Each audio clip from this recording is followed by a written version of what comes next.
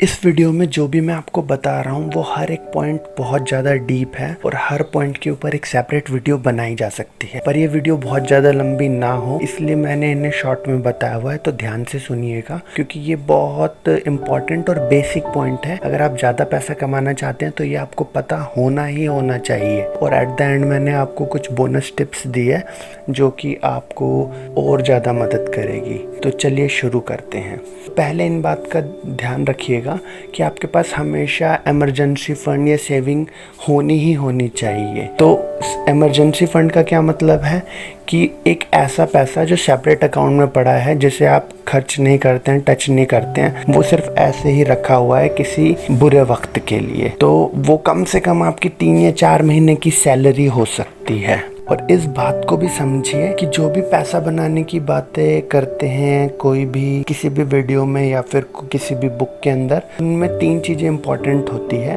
पहला होता है सेविंग मनी, दूसरा होता है मेकिंग मनी और तीसरा होता है इन्वेस्टिंग मनी। तो आज हम कुछ मेकिंग मनी और इन्वेस्टिंग मनी को टच करने वाले हैं और इन चीज़ों पे हम ये अज्यूम करके चल रहे हैं कि कुछ पैसा आपके पास है इन्वेस्ट करने के लिए। सीधा सा मतलब ये है कि आपका इनफ्लो ऑफ कैश हमेशा आउटफ्लो से ज़्यादा होना चाहिए, यानी कि आपके पास जो भी पैसा आ रहा है वो ज़्यादा होना चाहिए आपके खर्चों से।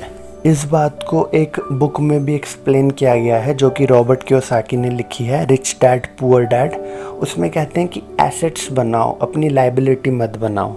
अब यहाँ पे एसेट का मतलब ये नहीं है कि आपने अपना घर बना लिया है और बहुत सारा लोन ले लिया है तो वो आपकी एक एसेट होगी, नहीं। उनके मायने एसेट के अलग हैं। उनका मानना ये है कि कोई भी चीज़ जो आपकी जेब में पैसा डाल रही है वो आपके लिए एसेट है और जो भी चीज़ आपकी जेब से पैसा निकाल रही है वो आपके लिए लायबिलिटी है। फॉर एग्ज़ाम्पल, अगर आप कोई घर खरीदते हैं बिना किसी लोन के और उसे आप किराए पे चढ़ा देते हैं तो हर महीने वो आपको पैसा दे रहा है तो वो आपकी एसेट हो गई।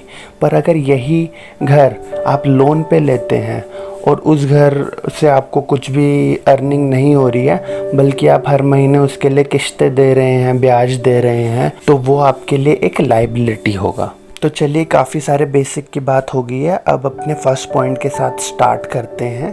फर्स्ट पॉइंट है इन्वेस्टिंग। इन्वेस्टिंग हमें शेयर मार्केट में करना चाहिए, पर इसमें लोग कह रहे होंगे कि यार ये तो जुए की तरह है, बड़ा रिस्की है।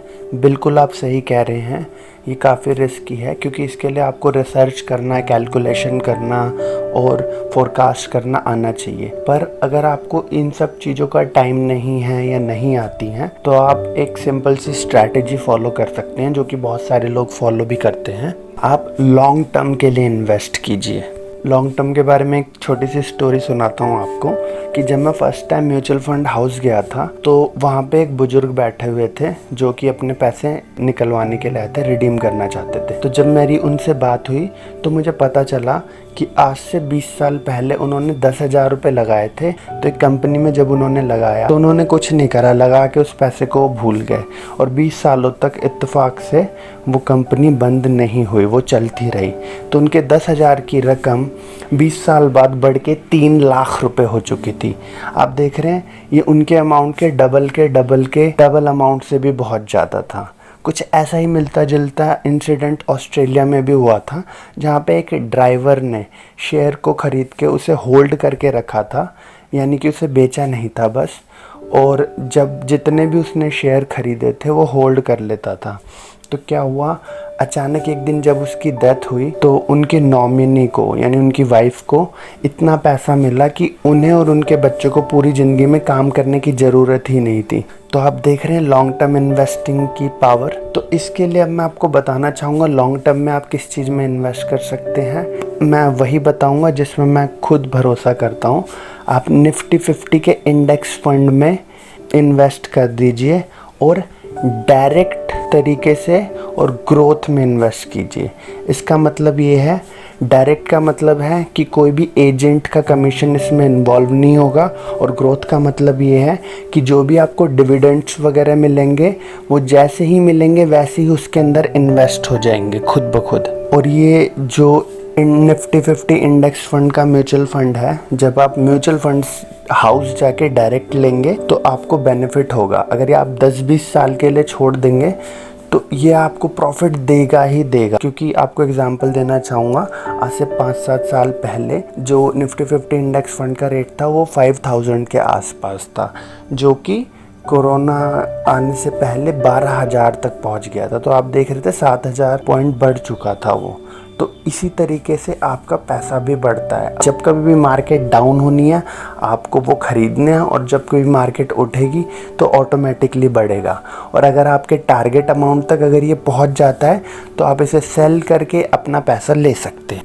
सेकंड पॉइंट की बात करते हैं, ये है स्किल्स। स्किल्स का मतलब है कि आप अपने अंदर वो गुण डालिए जिससे आप ज़्यादा पैसे बना सकें।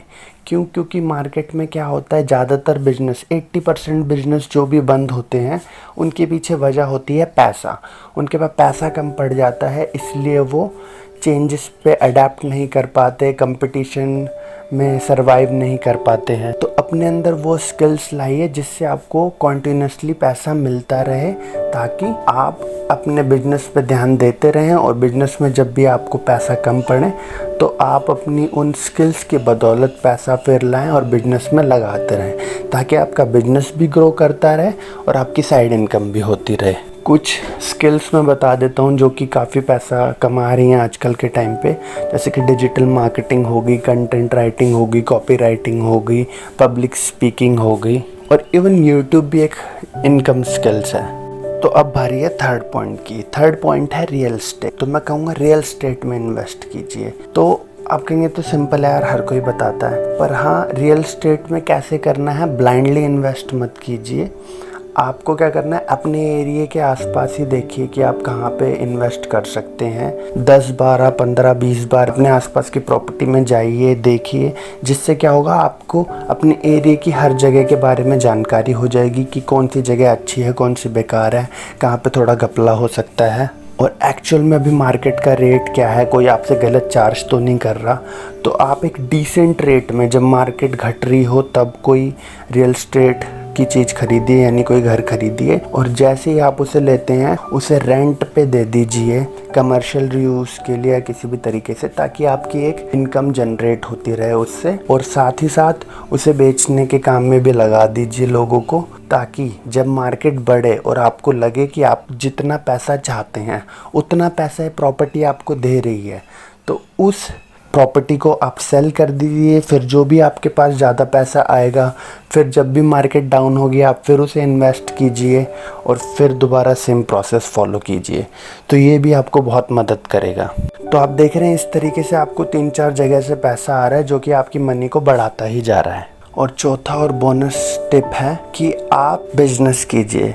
बिजनेस वो कीजिए जिस चीज़ में आपको इंटरेस्ट हो, आपको नॉलेज हो, या फिर आपके कॉन्टैक्ट हो, जहाँ पे लोग आपके लिए काम कर सकें। अगर आप अपनी सेल करने के लिए लोगों को बोलें तो आप सपोर्ट कर सकें, क्योंकि दुनिया में अगर आप देखेंगे सबसे रिचेस्ट लोग वही हैं जो इन्वेस्ट करते हैं, जो बिजनेस करते हैं। कभी भी एम्प्लॉय अगर बन के अगर आप दुनिया के रिचेस्ट इंसान बनना चाहेंगे तो वो काफ़ी मुश्किल होगा। तो ये कुछ जानकारी थी जो मुझे पता थी।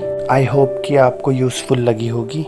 लाइक, शेयर, कमेंट कीजिए और सब्सक्राइब करके ऑल बेल नोटिफिकेशन को प्रेस करना ना भूलिए, क्योंकि मैं ऐसे इंपॉर्टेंट और यूज़फुल वीडियोस पोस्ट करता रहूँगा आपकी मदद करने के लिए। At the end, thank you for watching.